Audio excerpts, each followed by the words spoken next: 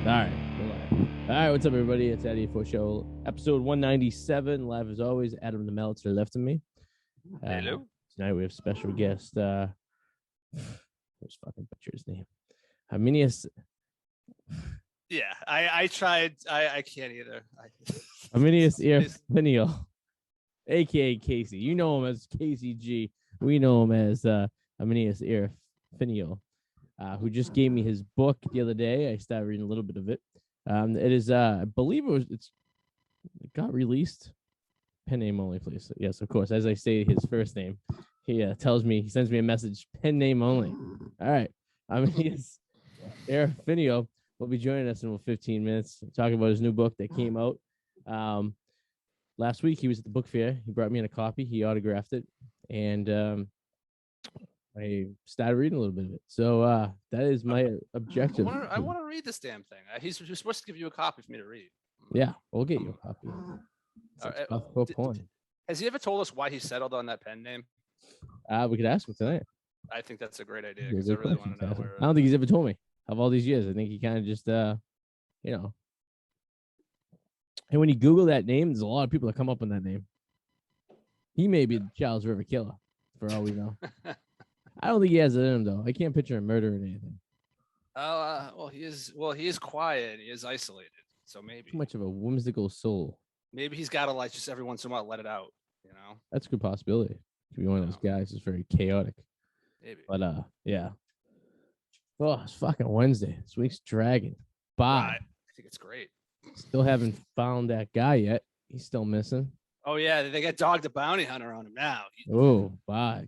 Dog. Can't wait. The guy who's a bounty hunter in Hawaii. How far could someone go in Hawaii? Although I think it's funny that he found a clue before the regular police did. Wow, what was his clue?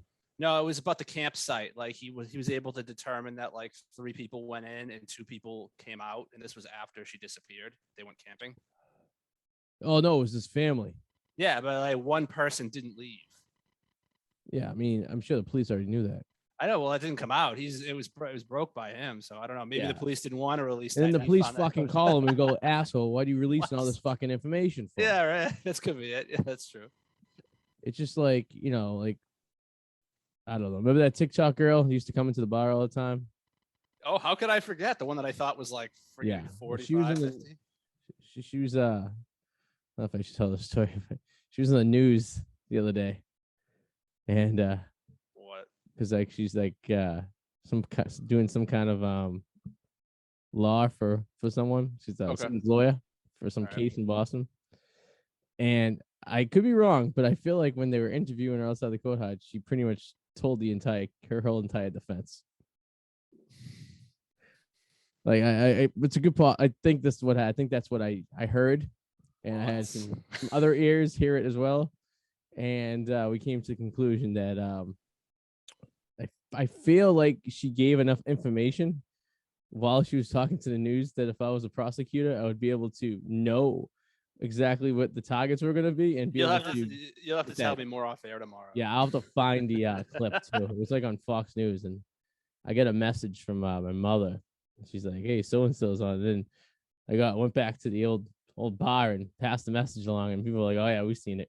I was like, "Ooh, that's interesting," but yeah, it'll be very vague because you know it's an ongoing case. I don't want to give them information. Yeah, I'm sure the police knew that 3 went in and 2 came out, and that's why but here's the thing. So if they know, like, thank you, Dog the Bounty Hunter, like if they know shit, like they don't want the family to know. Now if the family now the family knows that they know that 3 went in and 2 came out, now that the family can build a case to defend what happened. Right? I will say though, I think having Dog the Bounty Hunter on this thing is actually a great idea, only because it might push the law enforcement to work harder, because they certainly wouldn't want him to catch him before they do. You know what I mean? So it's like, shit, we can't let this guy like actually get ahead of us. You know? Well, in his defense, he's only guilty of debit card fraud right now. Right now. Slapping the wrist. He's much get brought in for question. I just don't understand why they didn't have a trail on him the entire time. They knew where he was. They seen him at the house mowing the lawn, but then they lost track of him. Like, you could still follow someone without having to bring them in. Well, I think it was stupid in the first place for them to even name him a person of interest. They should have just grabbed him because they scared him off, essentially, I still don't think I think there's a good chance he still didn't do it though. Possibly. But I mean, because there's nothing about those other two girls that were murdered like 10 miles away, and they haven't found that person yet. But it's not helping that he's not turning himself in. Resources and money are being wasted. And just although new people, they just found this guy's body kind of close to her body. Yeah, it's completely unrelated. But they're finding now other people, other cases are being. I feel like this guy is either this guy's a fucking serial killer and he's like responsible for all of them, which would be pretty damn impressive. Which I highly doubt as well. Yeah, this guy's a different time frame. It was he's a victim of the wrong place at the very, very wrong time. Yeah, like this could have been as easy as they got in a fight and she stormed out of the van. And to prove a point, like girls sometimes do, and they get stubborn. They're like, "Oh, I'm gonna walk away." Like I've had a girlfriend at some time decide she was just gonna get off the train in Harlem and walk down fucking 195th Street or 98th Street in the middle of the night. And I said, that's probably a bad idea. So what do you have to do? You have to go follow her. Now this kid could have been like, "Oh fuck it, go for a walk or whatever like that." And he wakes up, she never came back. Yeah, it's panic. I don't know. And like, if you never murdered someone or been accused of murder before, or have no really, idea of the law, how to approach it. Because you know what they do is they bring you in, and the prosecution doesn't ever want to make a case. They just want to plea, right? So they'll be like, they'll play it off like they think they know that you did it, like they have evidence that you did it, and you could be sitting there and you'd be scared, like, oh, okay, we'll play. Yeah, and they just grill you, and they try to pick you apart and stuff like this, and then because they don't want to go to trial, they just want you to plea. You know what I mean? They just want to make a nice and easy cut. Cut a deal with you. But if you truly didn't do it, I mean, that's some scary shit. Yeah, it's fucked up. It's like the Amanda Knox case. I actually don't believe Amanda Knox actually killed that woman, but she was the one in Italy, right, with the roommate. I don't think went bad. She didn't do it at all. The Italian. Here's the thing: the Italians over there, their justice system is completely fucked. Like they recently just convicted like a bunch of seismologists for manslaughter for not predicting an earthquake properly. Yeah, that's how bad it is. And like that case, like even if you watch like the video of the scene, like they're contaminating evidence over and over. There was also semen found like on the pillow that like wasn't tested. Like they thought they fingered her first, and then when it got to the point where it looked like it wasn't or it didn't matter because they already went in that direction. Like, no, it has to be. Yeah, they already made a decision. Yeah, committed, so we have to stick to it. Like, even though evidence was definitely pointing to somebody else. Well, most countries, you're guilty until proven innocent. So it's like the opposite. So they throw you in, they can take you in anytime you want. I think that case was a threesome that went bad. I think they were high on drugs or something, and they were popping some kind of. She wasn't even there. You don't think she was even there? She wasn't even there. No, she got off though, right? I mean. It was overturned. Like the whole thing took place like in a span of 8 years when she was in jail. Then it went to the higher court in Italy. She was found innocent. Then it went back to the other part of Italy. She was found guilty. And then it was overturned yet again from the higher court of Italy. It was really fucked. Back and forth enough times. There's enough evidence for benefit of the doubt that maybe it didn't happen. Well, they did this whole like slander campaign too. They're like, oh, it was around Halloween and she likes to have sex. It was part of a sex cult thing. And it had no basis whatsoever for that whatsoever. Maybe she liked to have sex. Like, what doesn't make her a bad person? Exactly. Yeah. It's plenty of situations that people may have been in where they go into these sex clubs and something may have happened, and then all of a sudden the cops show up and you don't know what to do. Yeah. It's as easy as that. I like I said, I strongly. I usually have a good feeling about these things. I really don't think this kid did it. I think he was. And it's just based on a few things. This is based on watching her YouTube videos and looking, and she being like a me type of person. Like she thinks she has, to me, she has this idea that she was not gonna have to work another day of her life, and she was just gonna go and become a YouTube star somewhere. That's the impression that I get from the videos. And then obviously the body cam stuff and like his mannerisms compared to her mannerisms. Yeah, that's what I was saying. Yeah, there's like the psychologically breakdown. Like if it's like, oh well, okay. And then just being there, experiencing something like that in real time. I would say, and I mean, I know you're saying like you should turn yourself in or something like that, but like to turn yourself in for what? What's exactly? If it's not that bad, and right now it's just that, it really won't be. You're wasting resources and money. Yeah, maybe he's just holding it up till like they find more evidence that helps them. There's also the possibility the police have more than they're telling us now. That's also a possibility too. Unless fucking dog doesn't keep his mouth shut. I would bet that I think they have something that we're gonna find out like months from now that they know now. Kill Dog the Bounty Hunter. I'm gonna take him out because he's spilling the beans. Dog the Bounty Hunter hasn't been relevant in what, probably a decade at this point. I know, right? Yeah. Like, where did he come from? I don't know. Just looking at that guy's skin looks like leather, like he's been tanning for like every day of his life. Yeah. Remember his chubby wife? She was fat for a little while, then she was skinny, then she was fat again. She ended up dying. That's right. Daughter was a hot smoke show on that show, the blonde chick. Is she fat now? I'm assuming she's fat now because both her parents are fat, so I'm assuming she got fat. Yeah, like weird names, like Indian names. Like I don't even think they're Indian. Like, you know, there's some weird shit going on.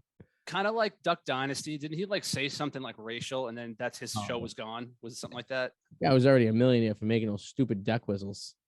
Like that's the thing. They made their money on inventing this whistle that tracks ducks. Dog the Bounty Hunter? Really? No, the Duck Dynasty people. Oh, Duck Dynasty. Yeah. That was a huge fad for a while. I never got into that show, but a lot of people did. You remember the guy at the wedding? Oh, did you go to the after party at the wedding? You were at the after party, weren't you? At the cabin? Everyone went after. Oh, yeah. And the guy from Louisiana was walking around in his Duck Dynasty pants and a full-blown erection. How can you miss? The Duck Dynasty thing sounds familiar, but I do not remember the full-blown erection. Caught with the glasses. He was walking around. He had a full-blown boner, and he was like knocking shit off the tables and everything. And everyone's like, Jesus Christ, this guy wearing underwear today? No, I was more concerned about your cousin dying because his face was so red. That's what I was more concerned because he thought he was having an allergic reaction or something. I was more concerned about that than anything else. Yeah, he just turns bright red when he drinks. He's like an Asian guy. Yeah, basically. An Asian. Speaking of Asians, I puked at the Woo Sox game on Saturday. It was fun. I had to get brought into the emergency tent. Are you serious? Yeah, that's what I texted. Did I give you the text? I saw something about you puking. I didn't see anything about an emergency tent. Yeah, I saw like that you just got sick. I just thought maybe you had too much to drink and you and Eric were being just drunks and you. Yeah, I was with my kid. Oh fuck. Yeah, I got heat exhaustion. I almost passed out on the concourse. Oh shit, dude. That's the fourth inning. I went for a walk. We were walking around, and all of a sudden, like I had to sit down. I was getting so dizzy. Then I had this like pounding migraine, and then I couldn't even stand. So I was like, shit, I gotta go to like the fucking emergency tent. So, question. That's not usually a mistake you make. Like, I'm just curious how you did that. Like, I mean, I've seen you drink a lot. How come this one day? I didn't drink. I wasn't drinking. I had the kid. Wow, that's even stranger. Yeah, he was dehydrated. Yeah, that's what the EMT said. He get dehydrated and had the heat stroke. So he pretty much had mild heat stroke. That sounds terrifying. Oh yeah, I was in the fucking emergency. I was in the emergency room that they had at the stadium for like an inning and a half. Oh shit, dude! Throwing up into a bag. Oh damn. Yeah, I had to have Powers drive the car back to freaking Revere to get his car. That sucks. Yeah. Oh yeah, it was nice. Nice little fucking day. Damn. Got to throw up at that new stadium. Then I got to shit at Gillette the next day, which was I saw that. Yeah, I couldn't shit though. The toilet was terrible. I don't know how you get into a stadium before the game even starts. Like you're in there like 45 minutes before the game even starts, and the men's room toilets are already clogged. Yeah. Like it looks like there was like a miscarriage in the fucking. It's like a horror movie. It was terrible. Yeah. I was looking at the toilet. I was like, how has this happened already? The game hasn't even started yet. It was like 45 minutes till kickoff. It was unbelievable. Yeah. I gotta tell you, the great thing about Gillette Stadium, I seen one mask the entire time. Yeah, that's always awesome. Like I didn't know at the wedding I was at, I didn't hear the word COVID once. I didn't see a mask once. I did stay there too. I ended up. The bride didn't make all the guests get a COVID test before you went over. That's a new thing now. The brides are doing. They're making all their guests have a negative. It was great. Like the garden. No, but I didn't even hear the word COVID once. It was awesome, and I did stay at the hotel because I went to the rehearsal dinner the night before, and I drove home that night after the rehearsal dinner, and I was like, it was just this windy, dark, long road. And like a half hour, 45 minutes from where you were? Half hour. It's not that long of a drive. Yeah, but it's not a direct route. It's all back roads, isn't it? Exactly. It's just this dark, windy road. And I'm like, I'm not doing this tomorrow. It's 2 a.m. Fuck it. So the minute I got home, I just booked a room. Yeah. It's cheaper than fucking having to go to court the next day for a fucking Dewey. Exactly. And all you had to do is you could have been perfectly fine and just your blood alcohol level was like that smidgen over. Like you were completely capable of operating a motor vehicle without any issues. That's what they get. It's the worst. If I'm gonna get pulled over and get Dewey, I better be like borderline dead. Yeah, I have this habit of like, after I waltzed into my room after the wedding, dude, it's not a question of what I drank. It's not a question of what I drank. It's what I didn't drink that night. I had fucking everything. But the thing is, before my speech, I didn't have that much because I really wanted to nail the speech. I didn't even have it written. I had it memorized. And I killed it. I freaking killed it on my speech, right? And the minute after I was done, I freaking sat down, just started slamming the champagne, slamming my wine because I was just so relieved it was over. Yeah. And like just drank pretty much throughout the rest of the night. But I waltz into my room at like 3 a.m, hammered. And I always have a habit of turning on the television and finding like these weird sort of documentaries on late at night that are just weird and interesting. Excuse me. I caught this like CNBC thing on Mike the Situation, basically what a douche he is. Right? And talking about his prison time and all that stuff, his tax evasion, and like how he was like, I didn't know. And the prosecutor was like, oh, he knew, because what he was doing was he was basically, I guess, like he had all this cash, and what someone put it in his head that if he went to all these various banks and deposited less than $1 million, nobody would catch on to that. Like he was moving money in a way that was odd. So he would do that. And it's like he'd make a deposit at this bank and then another bank, like all like 995. Like, but like you're getting that money from somewhere, right? And I'm sure like you're getting it from like either like MTV's giving you a W2 at the end of the year, or 1099. So you're getting a bunch of 1099s from a bunch of like commercials and stuff you're doing and stuff. But this isn't the shit. But he wasn't claiming it. That's the thing. And he was told that if he made the deposits less than $1 million, something like that, nobody would notice. He thinks the IRS would just ignore the fact that he had a stack of 1099s that he had to claim. Pretty much. Yeah. Right. That's what I hate about 1099. I think it's 1099. It's like when they give you the money up front, but you have to go pay the taxes at the end of the year. Yeah. So like he was given all this money up front, and then you're responsible to file these 1099s, and then you incorporate yourself as to a business. And then you just write shit off to make sure it's basically business 101. That all he had to do was hire a good CPA to do it, but he had his fucking cousin do it. It was his brother. His brother. Yeah, it was his like brother. Yeah. I get this idea. We just put our money in different banks, and they don't know how much money we have. But keep it under $1 million, there, Mikey. Like whatever. So he's like driving around, going to all these banks do this, and like then the prosecutor's like, yeah, it doesn't work that way. How many banks do you think he forgot he put money in? It was like 6, 7 of them. Imagine if he forgot he put like $1 million in, like if he lost track of the banks we had accounts. Like I'm sure he wasn't keeping like fucking his portfolio intact, like knowing how much money he had anywhere. Yeah. Moron. Oh, it's funny. All his CPA would have told him, if you want to avoid paying taxes, fucking invest it into fucking stocks. Do something. Buy real estate. Yeah, listen to his freaking Guido brother. Yeah. Well, I got this idea. We're just gonna put in different. Oh God, what a fucking moronic thing to do. Oh, the waiter, one of the waiters at the rehearsal dinner had like, he was trying to hide like this really thick Boston accent. You could tell, but it was funny. He's like, yeah, most of the people get the pork here, but it's like 5 things that are better. It was like really thick. Fucking guy. Like, bro, we're like, you realize where you are. It's like you're in fucking San Diego and you gotta hide the accent. I wanted to ask everyone else, where are you from? Charlestown? Fucking townie. I'm from Kansas. Wearing his best outfit. Speaking of guys who wear his best outfit, right now we're gonna bring in Armanis Ar-feinial. This beer is fucking great. I love this. Sam Adams, what? Jacko. Oh, we got Sam that tap at the bar. I fucking love Jacko. Good. It's actually not bad. Ladies and gentlemen, Armanis Ar-feinial.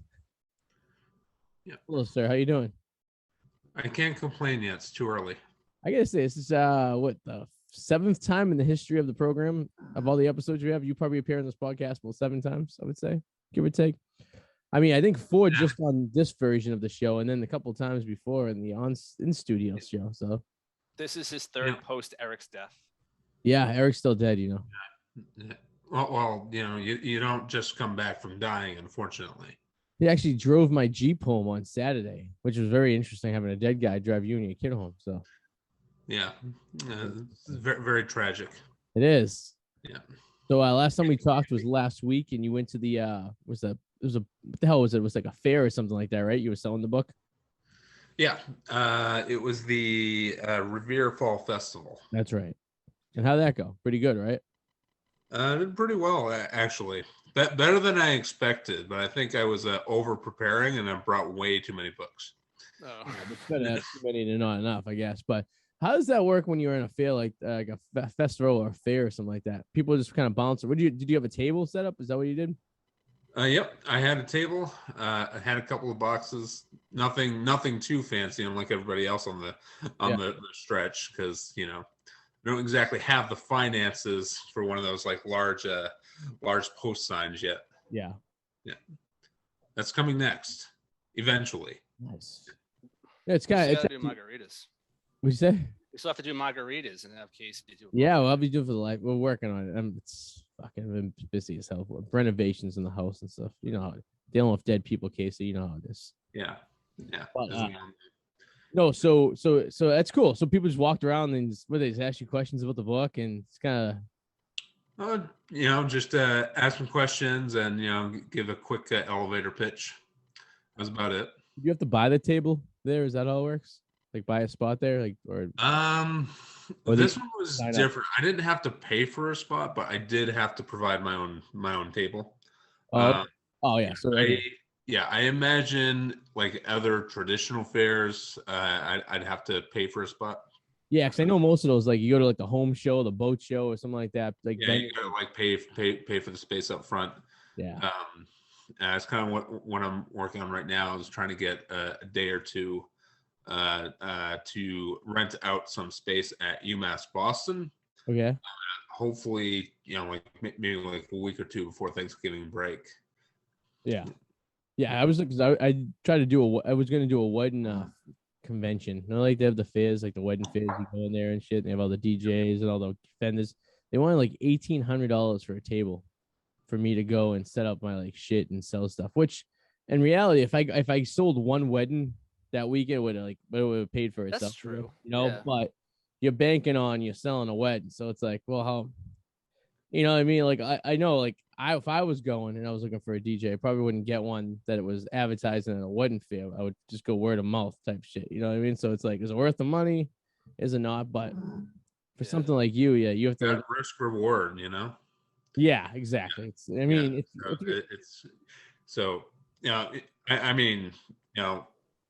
granted, I can only make so much money per book. Well, and that's the thing too. You have an advertising budget that kind of reflects the one way or another too. So it's like, all right, how much am I gonna spend on promotions? You should get a billboard like on Broadway Revere. Yeah, I think that's slightly out of my price range at the moment. As of right now, my marketing budgets, apart from minuscule things here and there, is dedicated towards ads, Facebook and Amazon targeting ads. How's the Amazon sales? Is that the best way to buy it? Just through Amazon? Click the link and go. It's the easiest way to find it. Yeah. What way how do you make the most money? Amazon probably robs you. They probably take money off each end. Yeah. No, not necessarily. No? Really? No. So I go through a distributor. Okay. So how it works is the distributor pays at the wholesale price. Okay. For one book. Okay. At least for now, until the prices of paper goods go up, but I think that's going to take effect into November. Yeah. I make about $1.84 per physical book. Okay. What's the book sell for? $16.99 is the retail price. Where's the other 14 and change going? Yeah. So a lot of it goes into printing. Yeah. For one. Two is when you're paying for it at wholesale, it has to go into a discount. Okay. So Amazon is not going to pay $16.99 for this. Yeah. Okay? They're going to pay $8.50 of that, and then out of the $8.50, I make $1.89. The rest goes into printing. Which, fun fact, is $6.66. So if you're into that sort of thing, 666 actually you should buy it now until November. So does Amazon buy them in bulk, or they buy them on demand from the distributor? Print them as they need them.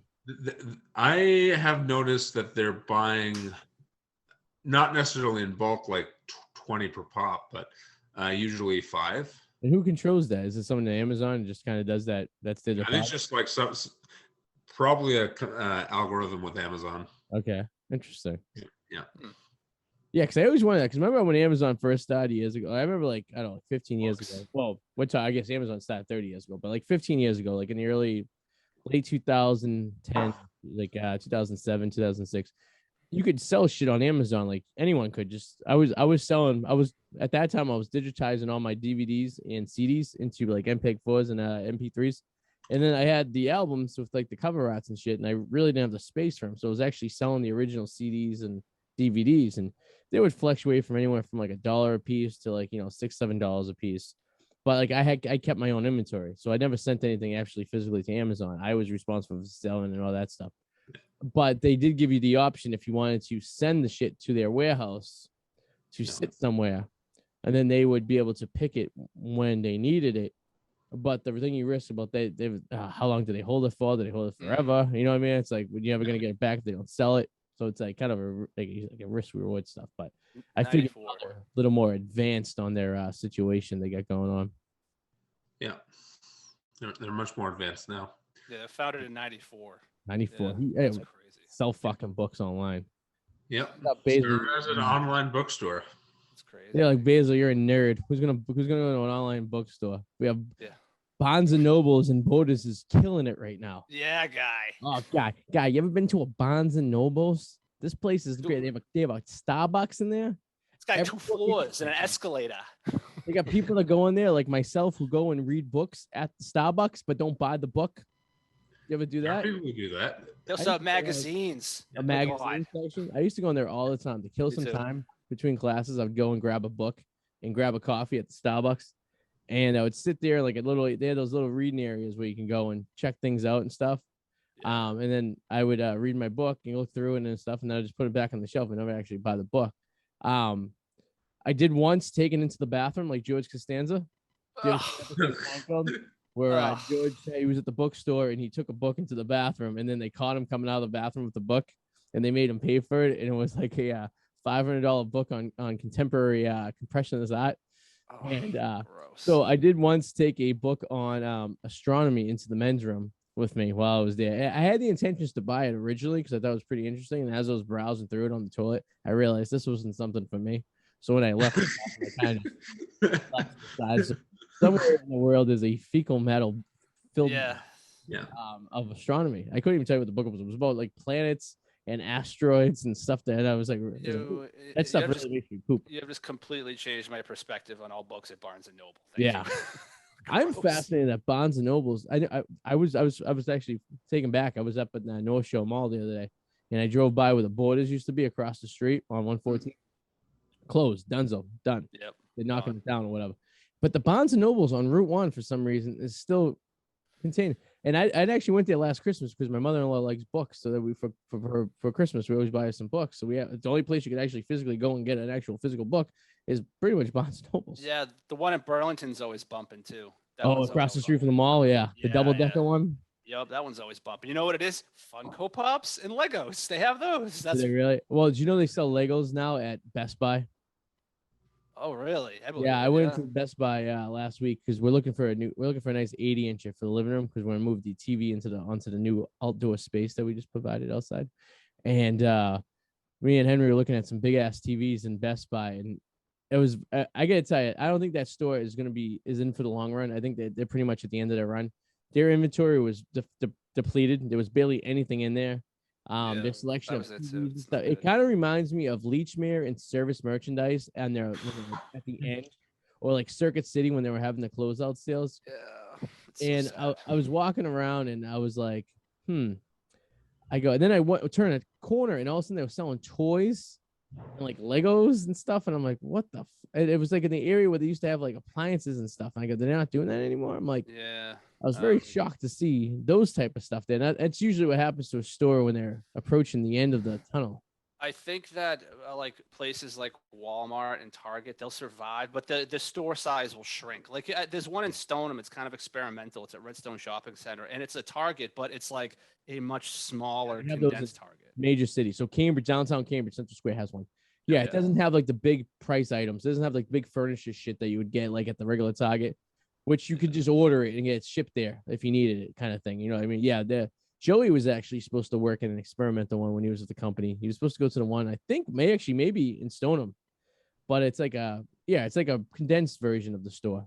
Yeah, that's probably the future. It keeps enough of it to be able to like get stuff like grow. It's almost like it connects to like a size of a Walgreens or a CVS, which you have to think they pretty much have the model of the perfect size store because they've been around for so long in that kind of same format. Like a CVS is exactly the amount of square footage a store wants to run. You know, that's probably why Target started selling groceries. Remember, some of them have groceries because people need to always go get groceries. I mean, you can buy those online, but that's the one thing most people are always still going to go get. You could justify that extra square footage for groceries. Yeah, like Walmart does the same exact thing. Like, you ever go to Super Walmart? Yes. Those are fucking gigantic. It's great. It's like Costco. I went to one in Texas. We went down to the ball game. And it was next to us at our hotel, and I had to go over there and buy I had to buy a stroller for Henry because we forgot the stroller with us. So I got a cheap like $15 umbrella stroller, whatever. And I walked into that place, and I'm going to tell you, it was like a quarter of a mile of Walmart. I just kept walking and walking. They had, you name it, they had it there. Yeah, it's like a BJ's or Costco. Not a membership. Even at BJ's there, you could get a blowjob there. It was funny. It'd be great. You should, Casey, you should see the prophylactic section they had there. Every variety, flavor, the theme you can think of. Man, I am so glad I missed that. Yeah, I can show you some pictures sometime if you're interested. Yeah. Just make sure you got tested. You know me. Pop up your book real quick. You show everyone the title again. Voila. All right. Holy Grail. And you can get this, of course, by searching your name or the book name on Amazon, right? Yep. Yep. Amazon, if you just type in the Holy Grail War, it's the first thing that pops up. Good. Yeah, you made the algorithm. You beat the algorithm. So why is that your pen name? Why is that your pen name, Casey? Oh, yeah. So, yeah, Adam had a good question. He's like, why did you pick Armanis Ar-feinial as your pen name? Like, where's the background to it? Okay. Well, why is your name Adam? Because that's what my parents named me. Very religious name. It is a very religious name. Very religious. It is a. I mean, it was the first guy on the planet, technically, right? Yeah. No, but that's like a name that people have heard before. But that name, why would? Well, I was just curious. I was just and Adam is also the name of the first man who screwed humanity up. That's true. Adam did fuck everything up for us for the rest of our lives. There's also man translates. This is all your fault. Man of red earth or man of red planet. That's actually man of red planet. Yeah, it's all his fault. Hey, what's the second name they had? Subtractum? What? No, but where did the name come from, though? I'm curious. Where did the name come from? Yeah. What made you fall on that one? It's Elvish.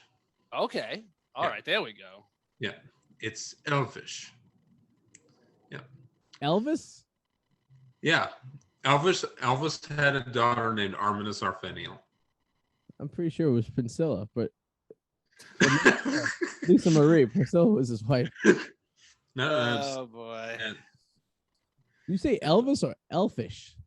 Elfish. Yes. Elfish. Like Elf, like the movie with Will Ferrell? Not quite that kind of elf. No. More like the elves. Like more like the Lord of the Rings. Lord of the Rings. Okay. Yeah, you wanted to put it on a. Yeah. Not Santa's elves. No. So did you put your name in a translator in like elf talk, and that's what came out? Yeah, more or less. I wonder what my pin name would be. Oh, the Covenant comes up when I plug that in. Huh. Is that your other book? Yeah, that's the other book. That one's actually getting relaunched. Nice. Yeah.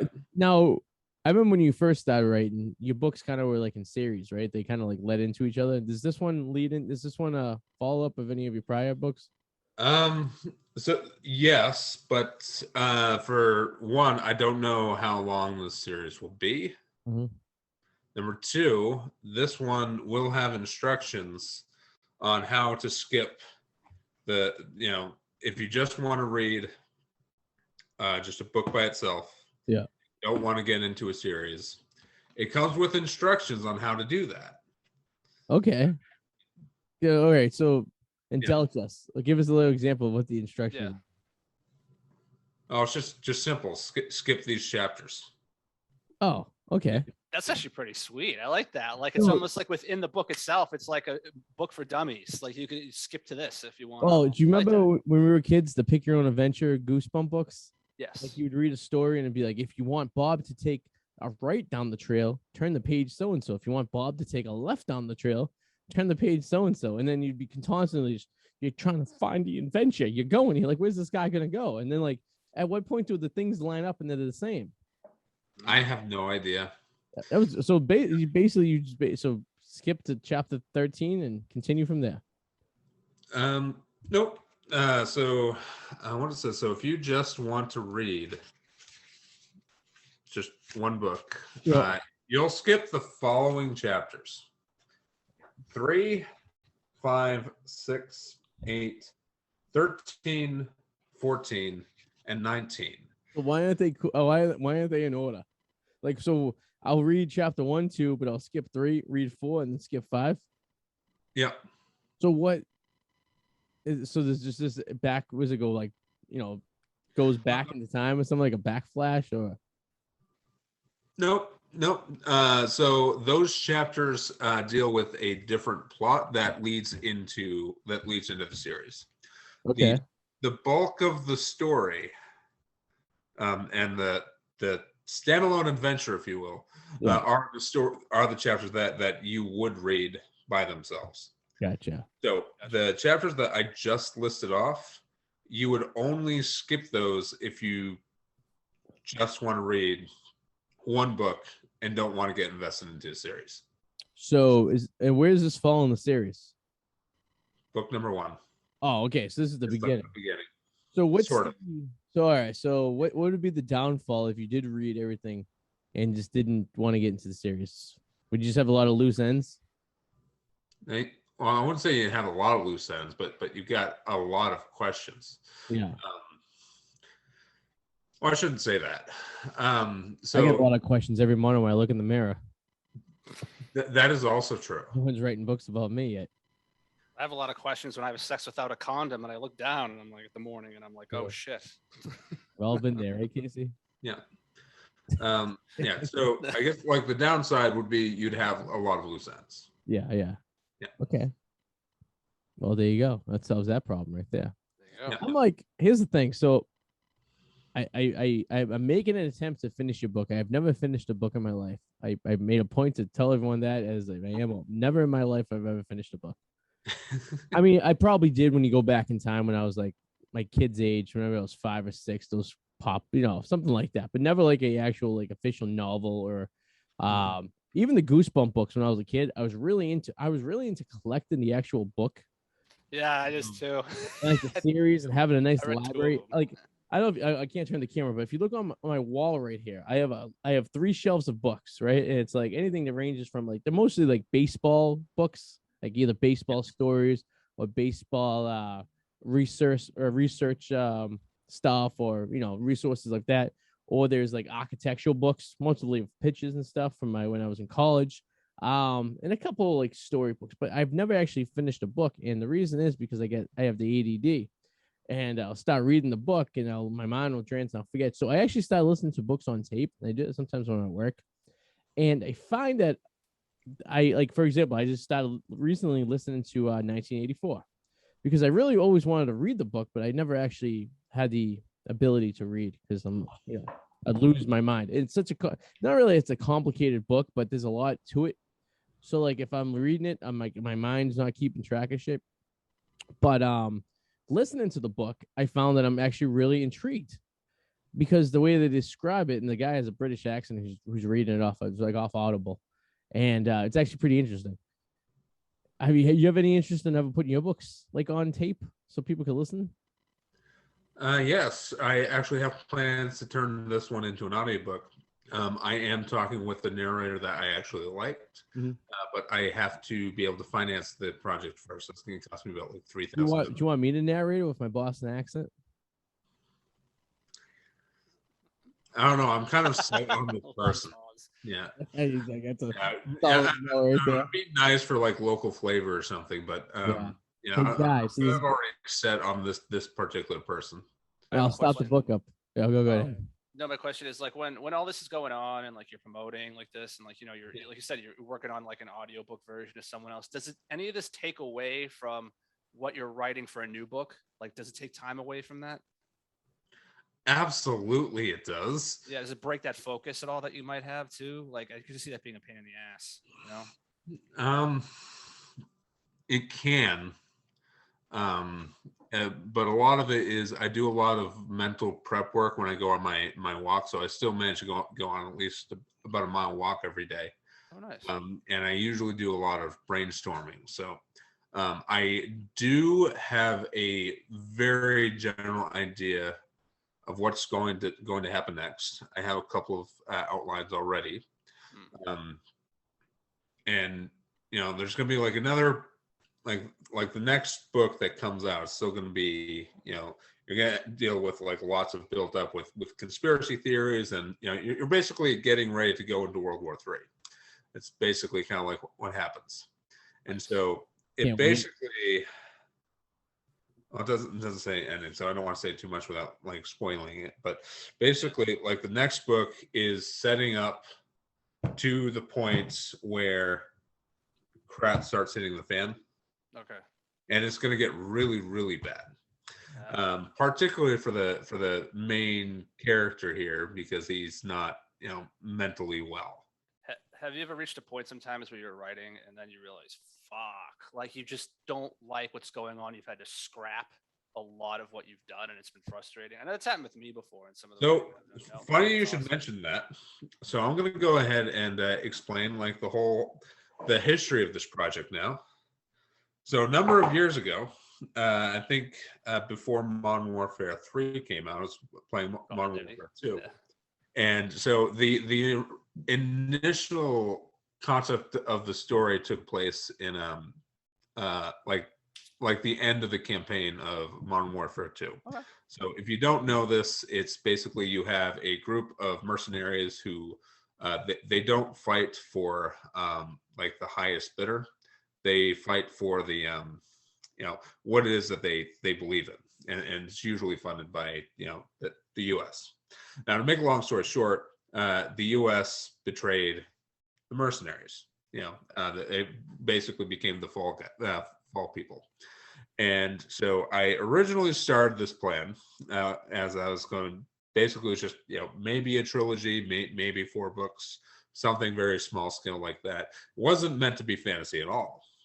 And that was going to be another military conspiracy thriller that was going to be designed to, the story was meant for seeking justice for those who were betrayed by their country. And so, I started outlining it. I think I managed to get like somewhere between 40 to 60,000 words in, and lost passion for the project completely. Right. So put it on hold. The manuscript, the characters are still in there for all the notes. They're still saved on Google Drive somewhere that I can still access, but I haven't opened up since. And so now fast forward to September, let's say like late July of last year. So just a little bit over a year ago now. And what ended up happening was I started rewatching a couple of different animes. There's like X-rated versions or just what was that? X-rated anime? Extroverted anime? No, these were introverted anime. X-rated, like the pornographic anime. Oh no! I watched one the other day and I was pretty impressed by it. I was like, wow. Some of them are really fucking weird. No, sorry, not to the verb. No hentai. Yeah. So one of them was Violet Evergarden, and that one hooked me in because I thought that was going to be like a military show, and it wasn't. But it still drew me in because it dealt with a very sensitive topic that you don't see talked about much. And that topic basically is if you have veterans on the front lines, they're coming back, and a lot of them have a couple of screws loose, and some have undiagnosed mental illness, and a lot of it's dealing with them trying to reintegrate back into civilian life as a civilian to try to live as a civilian Normal. does, and just how difficult it is to do that. And that's when I wanted to revisit that initial concept, and I scrapped, like I said, like the words are still there. Yeah. It's in a Google Drive somewhere. I haven't looked at it since. Yeah. And so I basically rewrote the outline to reflect this particular story. Took me about 2 weeks to do the outline. And then I wrote the initial draft. The initial draft was about 66,000 words, if I'm remembering right. And that took me 2.5 weeks to write. Like one rough draft. Jesus. Yeah. That's a lot of determination. How do you keep notes when you write, or how do you basically like keep track of the storyline? And because I'm sure you have multiple storylines going off at once, right? So you have different, and I always found this when I was writing like, for like short movies and stuff, or like attempting to write like sitcoms and stuff like that back in my writing days. You would always try to keep, there were several parallels that were going, but at some point you got to keep track of each parallel. And then maybe they cross paths, maybe they don't. It all depends on how the situation's going. But how do you keep track of like what parallel is going for one character and then to another character without forgetting or diluting the, plot of said storyline? So I am a plotter. I pants my first novel, Never Again. Yeah. Will I ever pants a novel? So I plot my novels now. So how I typically go about it. What's pants mean? What is that? What's the term? What does that mean? You just kind of winged it? You start somewhere, Yeah. and then you just go. You don't have any idea where you're going. Okay. All right. But you should know your end before your beginning, pretty much. Which would make sense. Yes. Yeah, right. And then you figure out how to. I mean, you should. Yeah. You should. Not every pantser knows that. Yeah. Like the road trip. Actually, the most successful series I've seen that's done this is The First Law by Joe Abercrombie. Like the first book doesn't even have a plot. His brother Finch was pretty good too. I knew you were going to say that. Fitch Abercrombie. Yeah. The clothing store. Yeah. So I write. So how I will typically go about it is I basically, when I start plotting, I don't necessarily know where it's going to end. Yeah. Right. Okay. So I start, chapter 1. This is what I'm going to call this chapter, and then I'll start, bullet points. Okay, this is generally, this is what happens, and then underneath that, subpoints. This is what I want to be referencing. This is what I want to be talking about. So I have very detailed outlines, and then I go on to the next one, and then the next one, and then the next one, and the next one. So that's generally how I keep things straight. Okay. And it works for me fairly well, and definitely for people who are pantsers, they don't get involved with plots, with plot lines, or plotting specifically. I remember there was actually one of the entire characters did this, and they kind of ruined everything, but they made it better. There was a point where I was just typing away, and I was not coherently thinking about the words I was typing. I was just typing away because one of the characters became selfish and decided they want their own story. And so what was supposed to be a side character ended up being a very, very major character. It was almost like when on the Mary Tyler Moore show, when she had the lady that lived across the hall named Rhoda. And then the Mary Tyler Moore show goes off the air, and Rhoda has her own sitcom, and she was supposed to be just like a side character. Yeah, that's some That's going for our 1970s listeners of the show. Real fact. Yeah. It's always cool when shit takes on a life of its own like that. I think that's actually pretty neat. I mean, in the creative world, I guess you can kind of establish your character's destiny any way you like it. I guess, right? You can make it do whatever it wants, be whatever. Well, but sometimes the character decides that it's not going to do that. Ooh, that's deep. Which is what happened there with that one character. Yeah. Do you ever, for like context purposes, do you ever like find that sometimes you continue writing, but like the worlds don't line up? Like there's some like, context issues with it. And if you do, how do you repair it? Do you have to rewrite a whole content?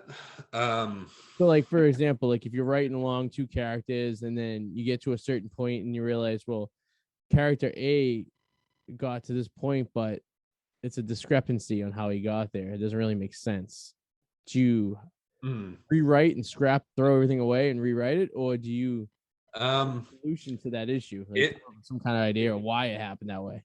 Yeah, it depends on. It's going to depend from like situation to situation. So yeah. So for example, if that character needs to be there and it doesn't quite make sense how they got there, you can basically fix this one of two ways. One of which is to add a scene that leads to character A ending up in the one spot. Okay. Or B, put in like little Easter eggs implying the possibility of them being there without explicitly telling them that they're there. Okay. And a lot of that's going to depend upon like the type of effect that you'd be going for. Yeah. So if you want it to be out in the opens, like, yeah, you'd like write an entire like scene as long as it still moves the plot forward a little bit or serves the purpose to develop characters to get them from point A to point B. Or B, if you're going for like something like a thriller or mystery factor, then you don't want to flat out tell them that they're gonna be there, but you do want to leave enough, like a little bit of a like an Easter egg, just to imply the possibility of them going to that place. Okay. So for this book, if you're reading it, you're going to be asking one particular question. Yeah, I'm not going to tell you what question it is. Okay. You'll find out what the question is as soon as you start up. Now, when you're trying to figure out what this question is, the answer to the question, and there's little snippets along the way. Okay. Leading you to a possible answer to this question. Now, come towards the end, you're almost certain that you know the answer to the question. And then the last chapter happens. Yeah. And you see, now, not only are you now asking the question again, but you're now also convinced that your answer was wrong. So it sounds like marriage, right? Like you think you have the question, and then you're very confident that's the case. And then you get to the answer and you realize it's wrong. You've been wrong the entire time. Yeah, just like that. But you know better than me. You're the one who's married. Like when they say, "Hey, do you like this color or this color?" and you're confident that they like a certain color, and you go, "Yeah, I'll go with that color," because it's the right answer. And then they say, "Yeah, now we're going with this color." Kind of something like that, right? It's kind of something like the same idea. Same idea. Much higher stakes, though. I don't know. Maybe the stakes are so much higher. Well, if your decision or my decision. Well, this decision. I'm joking, of course, with that. Listen, that is the holy grail, legit. Yeah. Casey, where can we get your book? Send people in the right direction to get this thing. Where are they looking for you? All right. Amazon obviously is going to be the easiest place to find it because you can just type in Holy Grail. Holy Grail War is the first thing that pops up.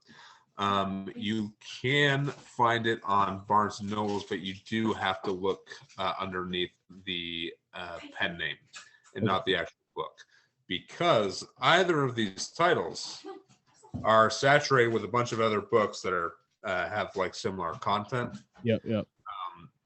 So it's much harder to find my book in Barnes & Nobles than it is in Amazon. Makes sense. Okay, cool. Yeah. Armanis Ar-feinial. Just Google his name. You could find this guy and all his collections. Real quick, before we end, prediction for Sunday night's football game. Tom Brady coming back to New England. What do you think is going to happen? I mean, I have a feeling that Tom Brady's probably going to win. Yeah. Yeah. Think it's But gonna be a blowout, or do you think it's going to be a kind of a close knit game here? Like the Patriots going to play above their level and kind of keep it competitive. Or do you think Tom Brady breaks the record for making the most touchdowns on a team? Oh, can I get my input here? Oh, yeah. I'm gonna say no. 38-10 Bucks, but I think they're gonna be more focused on the run game because Brady's addicted to winning, not necessarily making it be about him. And Belichick's preparing for the pass, but I think they're gonna run it because it's all they have to do because our run defense blows. So they're just gonna freaking run the ball down our throats and destroy us. I would agree with that if Belichick was the coach of Tampa Bay, but you have the mental ill patient, what's his face? I think it's going to be 72-3. Buccaneers. 72-3. It's going to be the 72-3. Tom Brady's going to break not just the passing record because he needs 68 yards to 67 yards to do that on Sunday, in which he's going to break it. Yeah. He will break the most points scored on a team on another team. He'll get that record. So that's 2 records. And he'll also get the record for being the only NFL player to ever beat all 32 teams in the NFL. So Tom Brady's going to walk away with at least 3 records on Sunday, as the Patriots are going to be the victim of the crime. And so basically, you and I can agree we're not taking the under. No. I can tell you right now that Mac Jones will not be starting the third quarter. I think that goes out. I think we're going to see Brian the Destroyer Hoyer out there. And, because they possibly I think the poor kid is gonna have his head rattled. He's gonna be so. You remember like Donaldson last year when he was in the Jets and he was seeing ghosts. Yes. I think Mac Jones is gonna be seeing ghosts. Oh yeah, we're gonna be talking about this. I could be completely wrong, and this could be a competitive game, and maybe this is what they were the whole year was just made for this game. And maybe Tom has a little bit of jitters in his stomach. Maybe he feels a little nostalgic and he feels like he's not in his right mind. And this actually gets to him because it's the place where he started. It's his own. It's legit. It's his home. He's going to the Hall of Fame. This team, and this is his baby. He established himself here.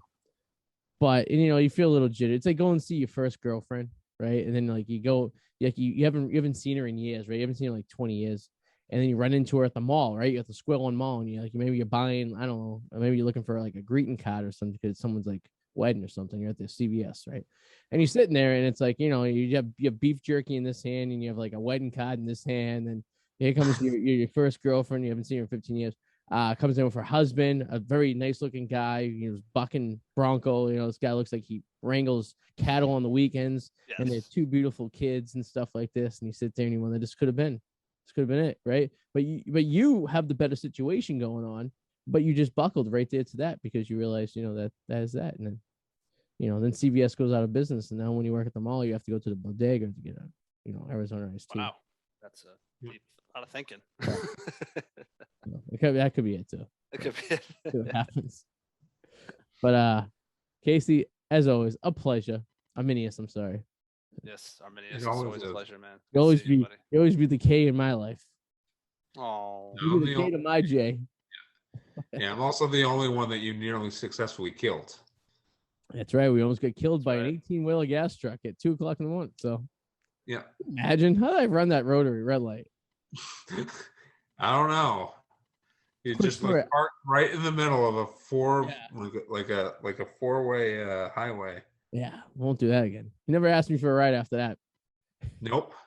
I learned my lesson the first time. Yeah, I don't blame you. All right, sir. Thank you very much for joining us. Check out his book, The Holy Grail. Good seeing you, Casey, man. Arminius Ar-feinial. Search it on Amazon and all your internet needs, and we'll talk to you soon. What was this? Always good to have Casey. Report. I don't know why that's odd. When you remove someone from like the Zoom just to get them out, like the thing, it prompts you to report them. That's interesting. Like it's assuming that they're doing something they're not supposed to. They're doing something wrong. Yeah, report this man. That's that guy from CNN who was jerking off during the Oh yeah. Come on, bro. Shut your kid. Someone's gonna. He was just getting really like over. Like, oh yeah. Okay. These guys' cameras on because there's one person that's not gonna say anything. They're just gonna sit there. They're gonna have that camera. They're gonna be like, yeah. Pretty much. Yeah. I see you trying to get a fly, which actually related to your setting really easily with that buyer act because I'm sure there's probably a lot of fruit flies there. Yeah, I got that motherfucker. Yeah, I got him. I got a couple in my house from the contractors at the door open when we're going in and out. Yeah, no, they're a pain in the ass. Yeah, It's my over dog Nola was chasing the fucking fly around all day yesterday. there. Yeah. That was her activity for the day. So, all right, that does the show, Mr. Yes. Adam. What are you plugging? Anything? No, nothing really. Nothing really going on right now. No, rolling potato, all that stuff. There, you can always check it out. Yeah, it's there. There you go. You get me on.